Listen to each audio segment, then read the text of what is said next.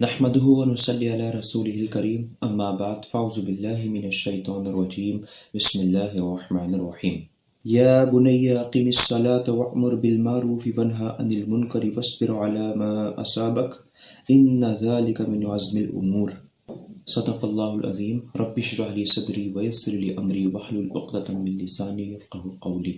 ابھی جو آیت میں نے آپ کے سامنے تلاوت فرمائی وہ سورہ لقمان کی آیت نمبر 17 تھی۔ حضرت لقمان علیہ السلام اپنے پیارے بیٹے کو نصیحت کر رہے ہیں کہ اے میرے پیارے بیٹے، تو نماز کو قائم رکھنا، اچھے کاموں کی نصیحت کرتے رہنا اور برے کاموں سے روکتے رہنا، اور جو مصیبت تم پر آئے، کیونکہ جب آپ لوگوں کو برائی سے روکیں گے تو آپ پر تکلیفیں، مصیبتیں، پریشانیاں ضرور آئیں گی۔ ایسا ہو ہی نہیں سکتا کہ آپ پر تکلیفیں، مصیبتیں، پریشانیاں نہ آئیں۔ کیوں؟ کیونکہ ہم ہسٹری کو جانتے ہیں۔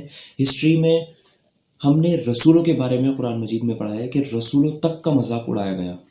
جتنے بھی بڑے بڑے پیغمبر اس زمین پر اللہ تعالیٰ نے مبعوث فرمائے ان سب کا مذاق اڑایا گیا، وہ نہیں بچے، تو ہم انسانوں کی کیا حیثیت ہے ان لوگوں کے مقابلے میں؟ تو حضرت لقمان اپنی اولاد کو یہی نصیحت کر رہے ہیں کہ بیٹا، جب تم نیکی کی دعوت دو گے تو تمہیں تکلیفیں، پریشانیاں، مصیبتیں آئیں گی، تو اس پر تم صابر رہنا۔ اور ساتھ ساتھ آخر میں ایک بات یہ بھی عرض کر رہے ہیں، اور یقیناً یہ بہت بڑے ہمت کے کاموں میں سے ایک ہے۔